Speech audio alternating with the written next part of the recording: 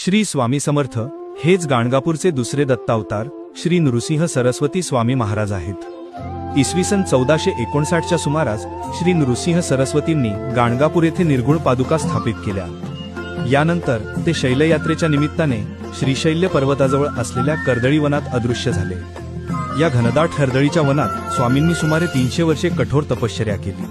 ही तपश्चर्या एवढी तीव्र होती की ते एकाच जागी स्थिर बसून राहिले। दीर्घकाळ एकाच जागी राहिल्यामुळे त्यांच्या देहाभोवती आजूबाजूला झाडे वेली वाढल्या आणि मुंग्यांनी त्यांचे भले मोठे वारुळ तयार केले। स्वामींचा देह या वारुळात पूर्णपणे झाकला गेला होता। एकदा उद्धव नावाचा एक लाकूडतोड्या कर्दळी वनात लाकडे तोडण्यासाठी आला होता।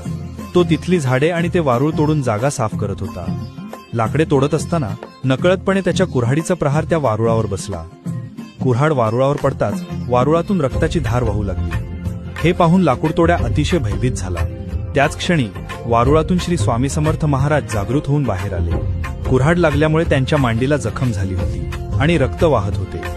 तपस्वी महापुरुषाला आपल्या हातून इजा झाल्याचे पाहून लाकूडतोड्या घाबरला आणि स्वामींच्या पायावर पडून क्षमा मागू लागला। स्वामींनी त्याला तत्काळ क्षमा केली आणि भिऊ नकोस, मी तुझ्या पाठीशी आहे असे अभयदान दिले। या घटनेमुळे स्वामींची दीर्घकाळची तपश्चर्या संपन्न झाली। आता त्यांनी लोकांमध्ये जाऊन भक्तांवर कृपा करण्याचे, त्यांना सन्मार्गाला लावण्याचे आणि लोककल्याणाचे कार्य करण्याचे ठरवले। त्यांनी श्रीशैलम येथून भारतभर भ्रमण केले आणि अनेक ठिकाणी लीला केल्या। शेवटी ते अक्कलकोट नगरीत आले आणि तेथे त्यांनी दीर्घकाळ वास्तव्य केले, ज्यामुळे त्यांना अक्कलकोटचे स्वामी म्हणून ओळख मिळाली। श्री स्वामी समर्थ।